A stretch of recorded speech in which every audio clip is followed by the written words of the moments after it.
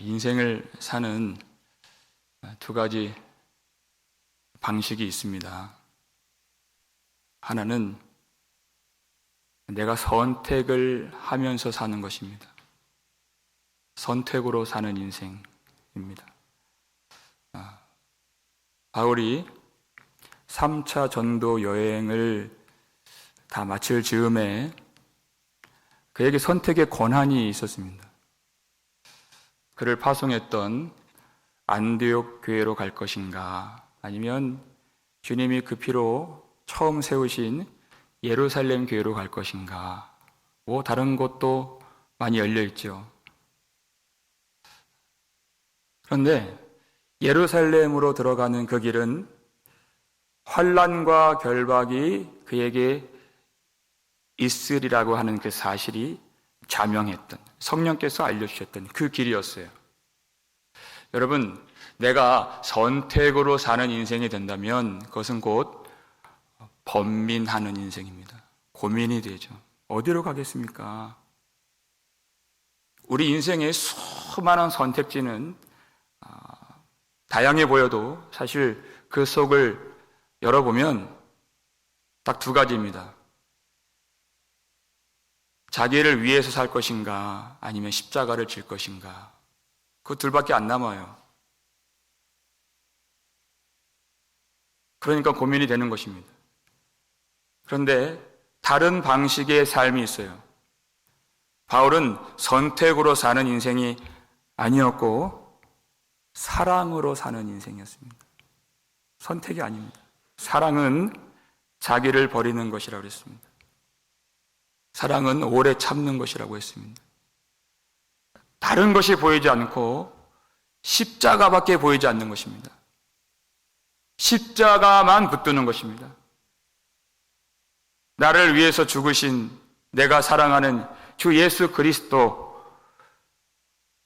십자가에서 죽임 당하신 주님만 바라보는 인생이고, 나도 주님 따라가려고 나의 십자가를 지고 주님께 나아가는 것입니다. 그러니까 고민이 없고 번민이 없습니다. 항상 주님이 함께 하시는, 주님을 사랑하는 인생. 그것이 우리 성도가 살아야 하는 인생의 방식인 것입니다. 나의 생명조차 조금도 귀한 것으로 여기지 아니하노라. 그 고백을 하고 예루살렘으로 온 것이에요. 그래서 많은 환난을 당했죠. 지금도 재판이 갑자기 중단되어서 여전히 그가 죄인의 신분으로 로마 군인의 영내에 붙잡혀 있는 그런 상황이에요.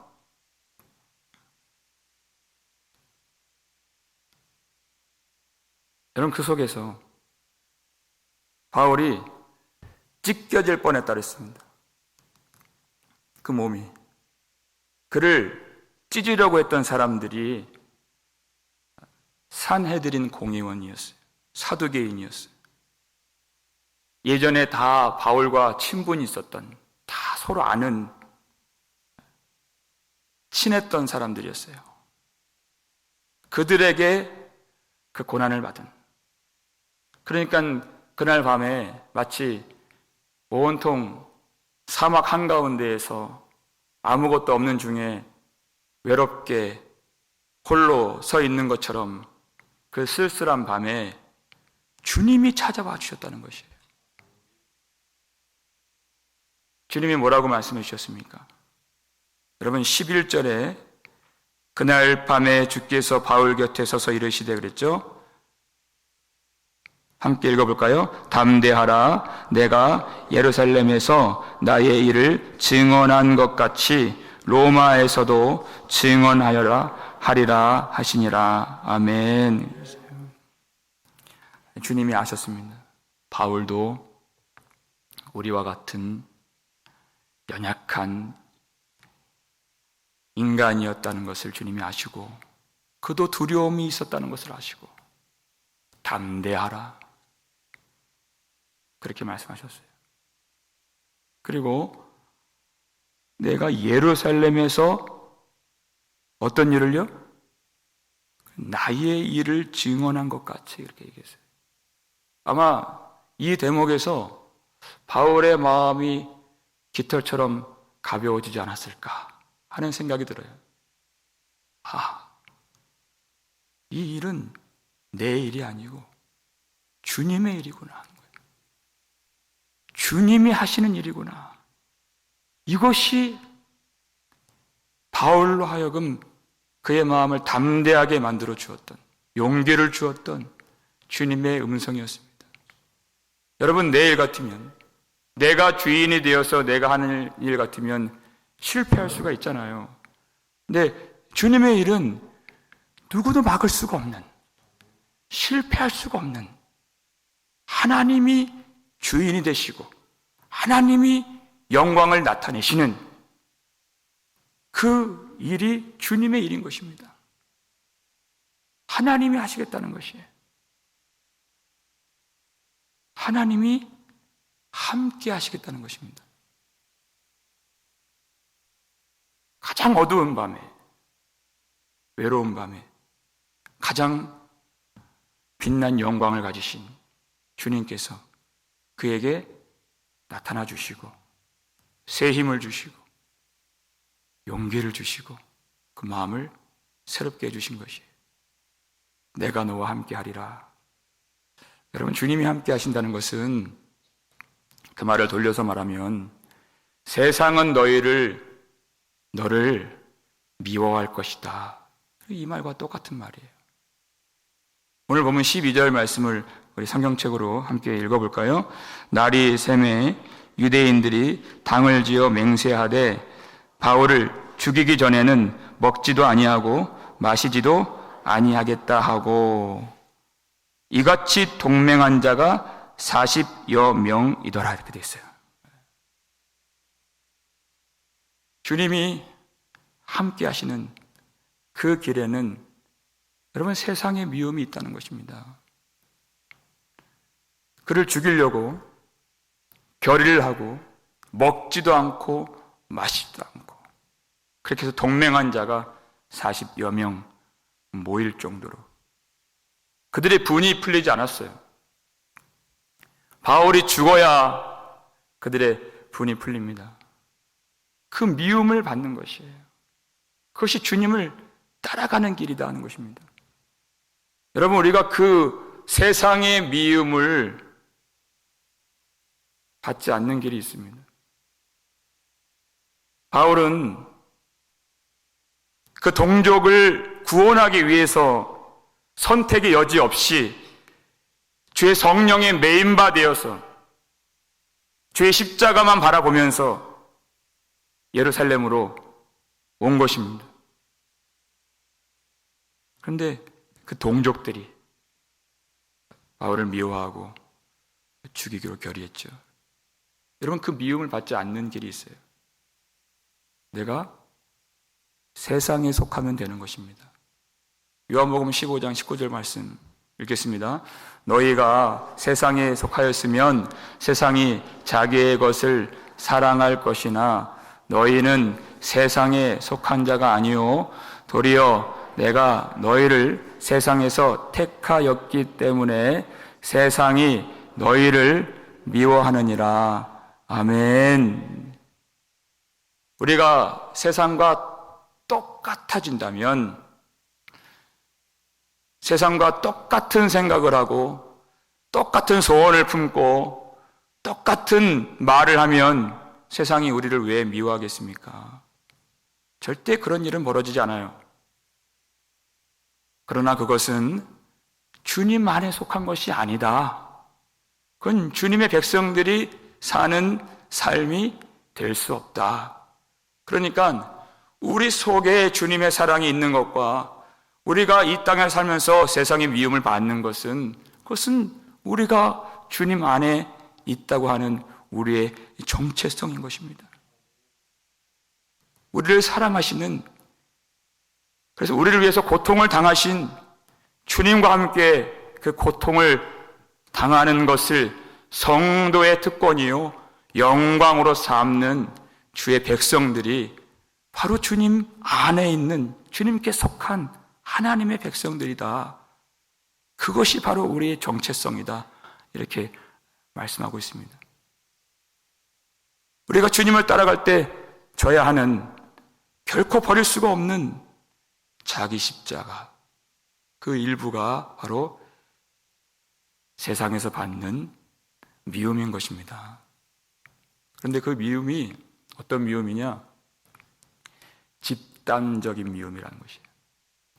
12절 보니까 유대인들이 어떻게 했어요? 당을 지어 맹세하되 이렇게 돼 있죠. 여러분, 당을 짓는다는 것은 조직이 있다는 것입니다. 여러분, 미움도 사랑도 마찬가지지만 모든 사람의 그 미움의 정도와 사람의 사랑의 정도가 똑같지 않습니다. 그렇죠? 더 사랑하는 사람이 있으면 덜 사랑하는 사람도 있어요. 미움도 마찬가지예요. 더 미워하는 사람이 있으면 덜 미워하는 사람이 있어요. 당을 지었다는 것은 그 미움의 주동자가 있다는 뜻이에요. 조직이 생겼다는 것이에요. 그리고 그 큰 미움에 많은 사람들이 전염이 되고 동화가 되었다는 뜻입니다. 여러분, 우리 사람의 마음은 너무나도 심히 부패하고 거짓되어서 미움의 전염성에 너무나도 쉽게 노출되는 그런 약한 마음인 것입니다. 우리가 민수기 14장 보면 그것을 알 수 있죠. 하나님이 약속의 땅을 이 백성들에게 보게 해주셨는데 불과 10명, 그날 밤에 악평을 했어요. 그 땅이 좋지 않다. 우리가 죽을 것이다. 그랬더니 그 간밤에 그 원망의 악성 동향이 온 이스라엘 백성들에게 퍼졌죠. 그날 밤에 모든 백성이 같이 악평하고 하나님을 원망하게 된 것이에요. 우리가 모세를 죽이고 한 지휘관을 세우자 그러면서 돌을 던져서 모세와 여호수아를 죽이려고 했어요.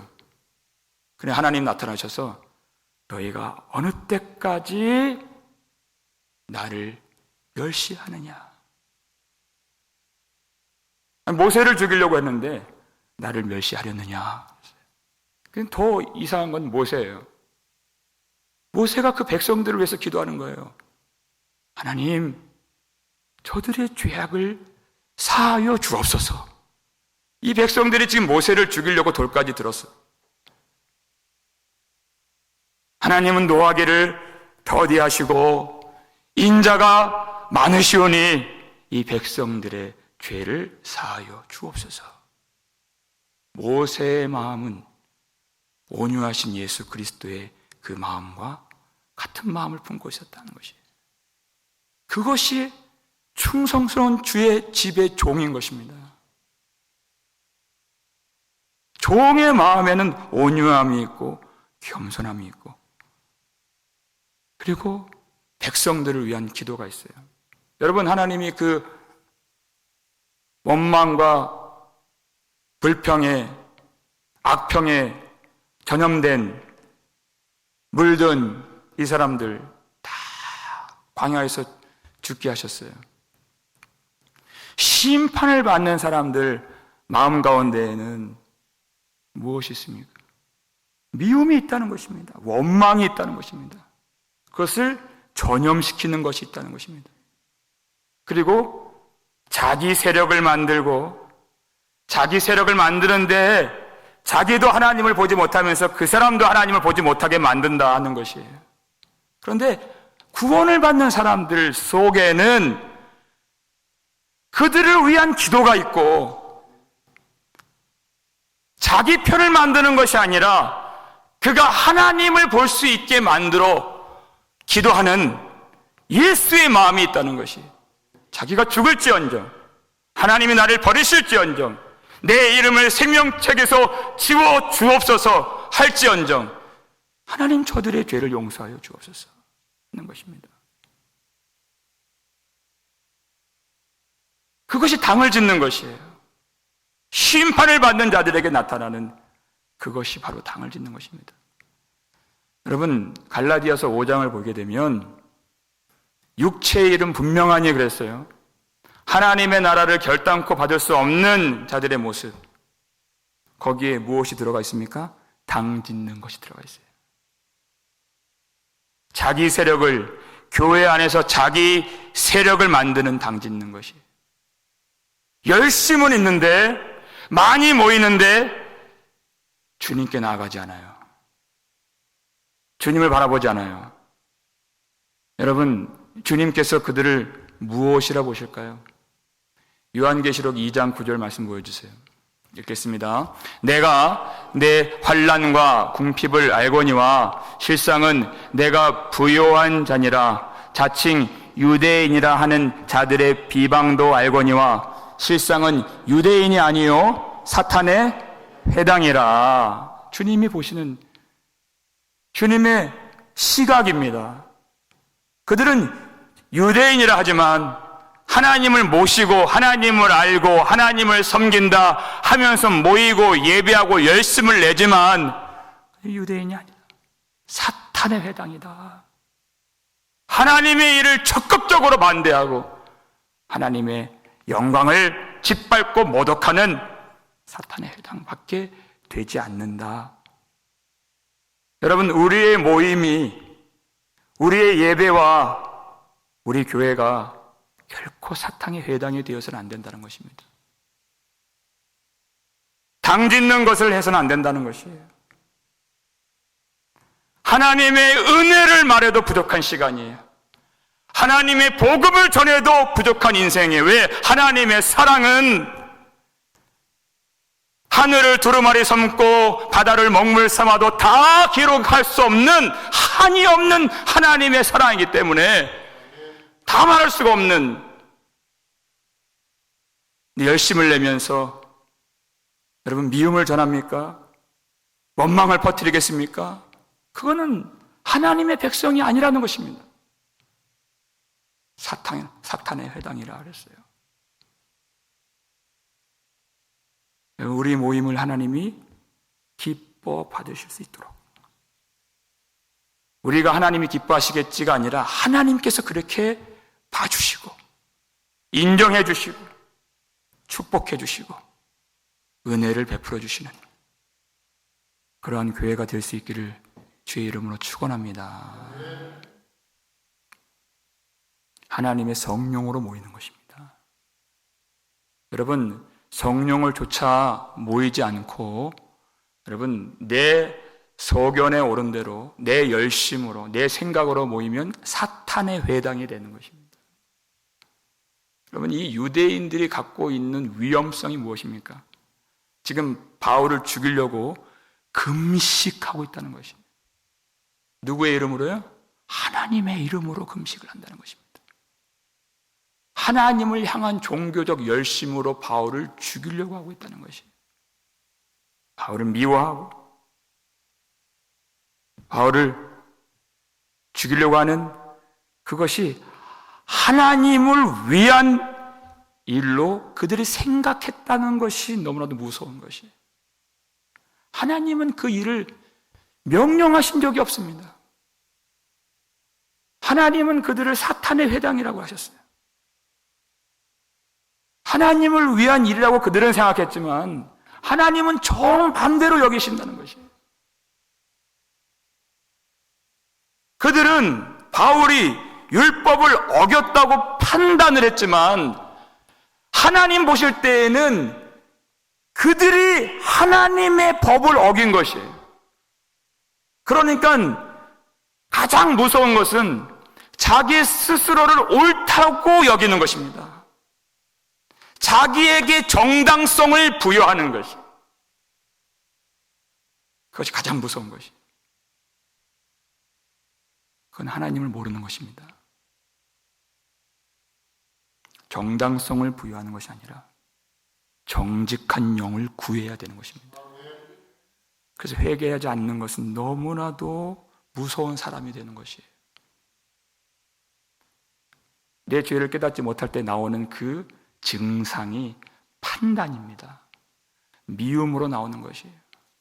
하나님을 보고 있지 못하고 있다 하는 것이에요. 로마서 2장 1절 말씀 보여주세요.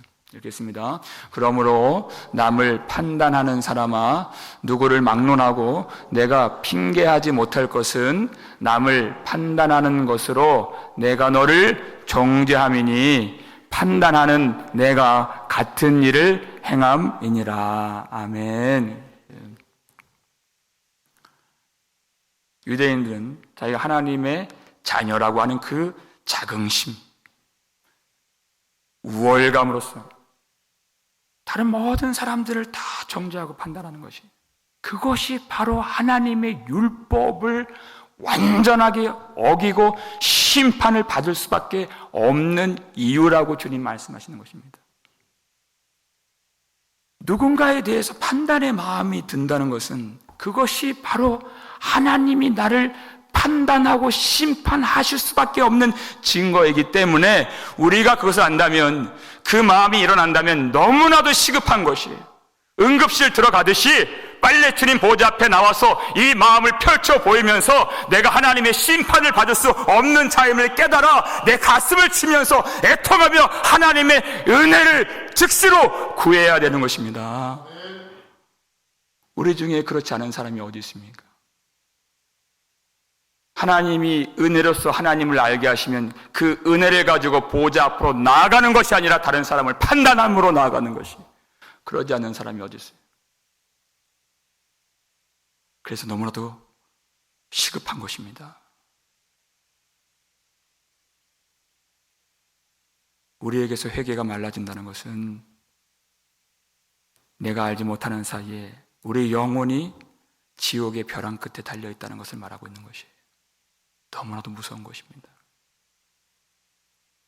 지금 이 유대인들을 주장하고 다스리고 이들을 움직이는 것은 하나님이 아니시라 사탄의 회당, 마귀가 그들을 움직이고 있는 것이에요. 그래 예수님이 유대인 보고서 너희는 거짓의 아비 마귀의 자식이라고 그랬잖아요. 그들의 주특기가 무엇입니까? 거짓과 살인입니다. 그는 처음부터 살인한 자요, 그 속에 진리가 없으므로 거짓으로 말할 때마다 자기의 것으로 말한다고 그랬어요. 거짓의 아비, 그의 자식들, 바로 유대인들이다. 그러니까 여러분, 바울을 그래서 죽이려고 하는 거예요. 무엇으로요? 거짓으로 죽이려고 하는 것입니다. 거기에 누가 연루되어 있어요? 여러분 14절 보니까 대제사장들과 장로들에게 가서 말하되 우리가 바울을 죽이기 전에는 아무것도 먹지 않기로 굳게 맹세하였으니, 15절 말씀 함께 읽겠습니다. 이제 너희는 그의 사실을 더 자세히 물어보려는 척하면서 공회와 함께 천부장에게 청하여 바울을 너희에게로 데리고 내려오게 하라. 우리는 그가 가까이 오기 전에 죽이기로 준비하였노라 하더니, 이렇게 되어 있어요. 여기에 연루된 사람들이 유대인들 유력자는 여기 다 들어가 있습니다. 대제사장들, 그리고 장로들, 그리고 공회, 이 안에 조금 전까지만 하더라도 산헤드린 공회 안에 있는 사두개인파 그리고 바리새인파가 싸움이 일어났는데 공회가 다시 바울 죽이는 일에 합세했다, 그 뜻이에요.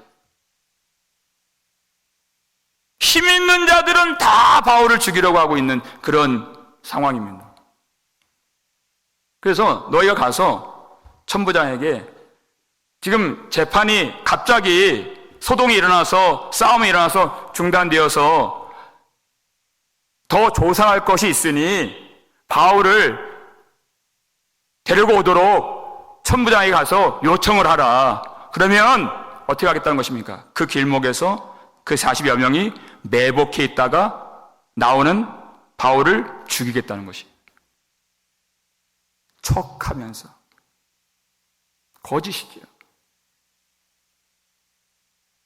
여러분, 이것이 마귀가 하는 것입니다. 무엇이에요? 왜 바울 죽이려고 합니까? 어떻게 해서든 복음을 증거하는 일을 막겠다는 것입니다. 이것이 마귀의 계획이고 뜻인 것입니다. 복음이에요.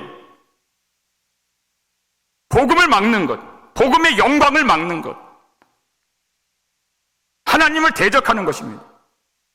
근데 하나님을 대적하는 일을 누굴 사용해요? 하나님을 안다고 하는, 하나님을 예배한다고 하는, 하나님을 사랑한다고 하는 그 사람들을 사용해서, 주장해서 그렇게 끌려다니는 것도 모르도록 교회를 사탄의 회당으로 만들어서 그렇게 하나님을 대적하도록 한다는 것입니다. 그래서 무서운 것입니다. 우리는 우리가 어떤 위험 속에 있는가 알지 못합니다. 그래서 무서운 것이에요. 하나님의 빛을 비춰주시지 아니하시면 알 수가 없습니다. 우리가 하는 것을 알지 못한다는 것입니다. 그러나 그렇게 사탄이 하나님의 복음 전파를 이토록 막으려고 하는 공중 권세 잡은 자의 그 역사가 있었음에도 불구하고 어떻게 우리가 이 복음을 듣고 복음을 믿게 되었습니까? 하나님이 일하신다는 것입니다. 하나님이 이기신다는 것이고 하나님이 지금도 역사하고 계신다는 것입니다. 여러분 어떻게 일하셨습니까? 오늘 보면 16절을 보시면 함께 읽겠습니다. 바울의 생질이 그들이 매복하여 있다함을 듣고 와서 영내에 들어가 바울에게 알린지라 그랬어요. 다짜고짜 한 번도 언급되거나 등장하지 않았던 바울의 조카, 그가 나타났어요. 바울의 이 조카가 아니 어떻게 해서 그 음모를 알게 되었는가 우리는 몰라요. 아마도 여러 사람들이 연루된 일이기 때문에 새 나갈 수 있죠. 근데 그가 갑자기 등장한 것도 신기하고 그 음모를 알게 된 것도 참 신기한 일이지만 여러분 더 신기한 일은 그 바울의 조카가 이 사실을 바울에게 가서 알려주었다는 것입니다. 왜 이 일이 신기하고 왜 이 일이 어려운 일입니까? 유대인들 유력자들은 다 바울을 죽이기로 작정을 하고 금식하고 결의했습니다. 그러니까 유대인들 편에 설 것인가? 아니면 바울 편에 설 것인가? 바울 편에 선다는 것은 앞으로 이제 유대 사회에서 내가 발붙이고 살 수 없을 것이라는 이 사실을 인지하고 그것을 감내하고 그것을 받아들이고 그리고 가서 바울에게 알려준 것이기 때문에 너무나도 어려운 일이에요. 그가 바울 편에 섰다는 것은 친척된 도리로 선 것이 아닙니다. 복음의 도리를 믿고 만물의 주관자이신 생명의 원천이신 죽은 자를 살리신 예수 그리스도를 믿었기 때문에 그가 가서 영내로 들어가서 알려줄 수 있었던 것이다. 바울은 그 영내 안에서 아무것도 몰랐죠. 아무것도 할 수가 없었죠. 가만히 있는 것 외에는 할 것이 없었던 바울이, 그러나 하나님은 여전히 일하고 계셨고 그가 갑자기 조카가 자기에게 나타날 줄을 알았겠습니까? 전혀 알 수가 없었던 일이죠. 하나님이 그 전날 밤 그 영내로 들어와서 칠흑 같은 어둠 속에서 담대하라, 말씀해 주시고 위로해 주신 하나님께서, 그 선명한 약속을 주신 예수님께서 그 약속의 증거로서 그의 생지를 바울 앞에 나타나게 하셨던 것이라는 것입니다. 그래서 그 일로 말미암아 바울이 그 40여 명에게 죽임당하지 않도록 하나님은 바울이 알지 못하는 때에 하나님의 일을 이루시기 위하여서 또 다른 조력자를 준비하고 계셨다는 것입니다. 여러분, 이것이 우리에게 주시는 하나님의 말씀이요, 하나님의 약속이요, 하나님의 위로가 되는 것입니다.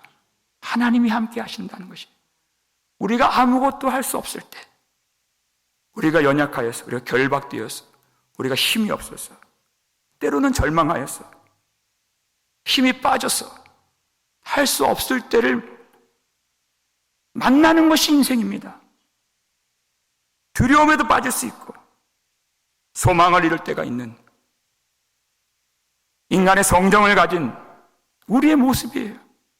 그러나 하나님은 낙심치 아니하시고, 하나님은 쉬지 아니하시고 하나님의 일을 하시는데, 우리가 알지 못하는 때에도 하나님의 사람들을 준비시켜 주시고, 불현듯 하나님의 뜻을 이루시기 위하여서 그 일을 행하시고 또 그 조력자를 만나게 해주신다. 여러분, 이 16절 말씀이 그 생질이 했던 모든 일들이 다 신기한 일이에요. 다 신비로워요. 어떻게 그가 나타났으며, 어떻게 알았으며, 어떻게 그가 갈 수 있었을까? 하나님이 하셨다라고 밖에는 말할 것이 없는 그런 일이죠. 그런데 그 신비가 우리 인생 가운데 너무나도 많이 있다는 것이에요. 아침마다, 새벽마다 이 자리에서 저 앞에서 기도를 하면 뒤에서 누군지는 알지 못하지만 주님을 부르짖는, 주님 앞에 탄식하고 신음하고 기도하는 그 소리, 그 애곡하는 그 소리를 들을 때마다 하나님이 얼마나 큰 위로를 주시는지 알 수가 없어요.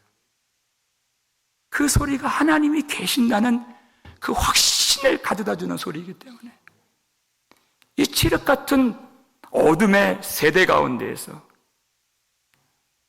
이 마지막 때에 하나님을 갈망하며 하나님을 찾는 주의 백성들을 우리가 어떻게 알았습니까? 어떻게 알고 주소는 알았습니까? 이름이나 알았습니까?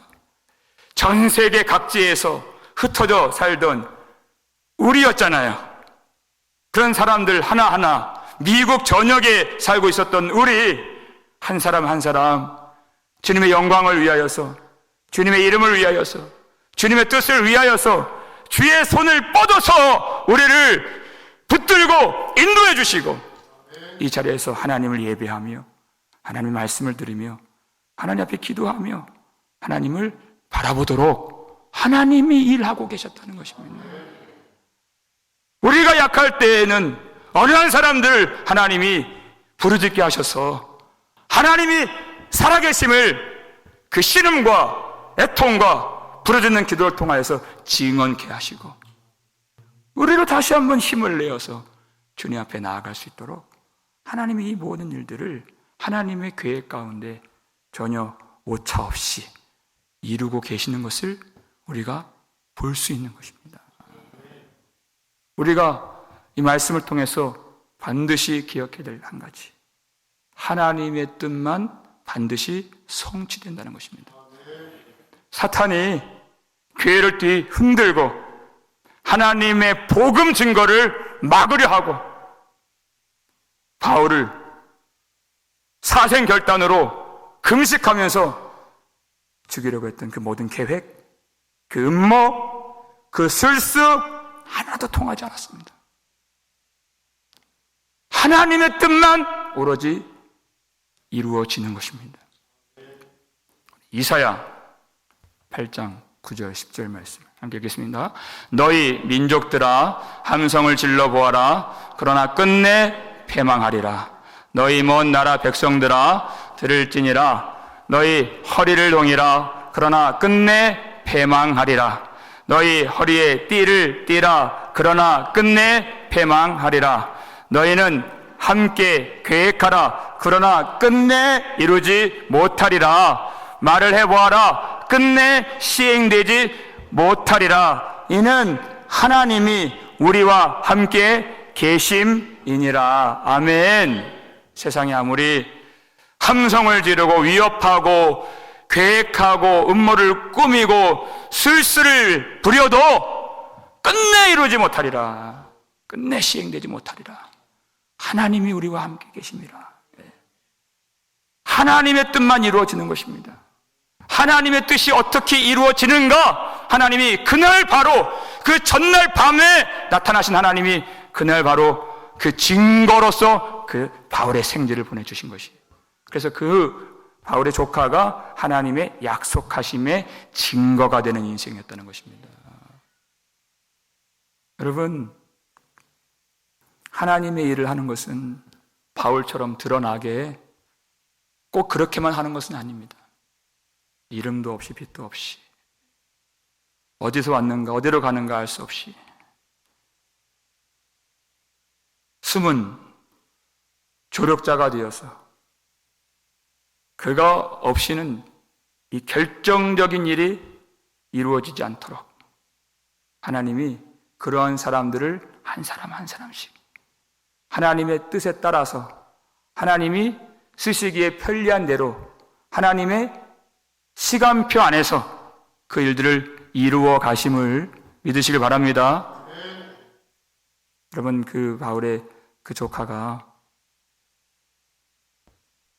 유대인들을 따르지 않고 바울에게 가서 그것을 알려야 되겠다 한 그 걸음, 한 걸음 한 걸음은 그의 인생을 우리 영혼의 목자 되신 예수님께 다 맡긴 것입니다. 내가 이 일 후에 어떤 일이 내 인생에 벌어진다 할지라도 그것을 계산하지 않고 그것을 가늠하지 않고 모든 것을 다 주님께 의탁하면서 오직 하나님이 우리에게 시키시는 그 일만 그가 순종하면서 믿음으로 담대히 행했던 것입니다. 주님의 일은 우리가 선택하거나 고민해서 하는 일이 아닙니다. 성령에 매여서 오직 예수 그리스도만이 우리의 길이 되시고 선택할 여지가 없는 다른 길이 보이지 않는 그래서 고민이나 번민이 없는 오직 한 길 예수 그리스도 십자가를 향해서 나아가는 하나님이 언약하심의 증거가 되는 인생이 될 수 있기를 주의 이름으로 축원합니다. 그래서 우리를 통해서도 우리가 하나님의 언약하심의 증거가 되어서 하나님 우리를 쓰실 때 우리가 기회 있는 대로 하나님의 은혜를 증거하고 하나님의 약속을 전하고 하나님의 영광을 선포하고 하나님의 나라가 여기 있다고 우리가 외칠 수 있는 그래서 하나님의 귀하게 쓰임받는 영광스러운 주의 종이 될 수 있기를 주의 이름으로 축원합니다.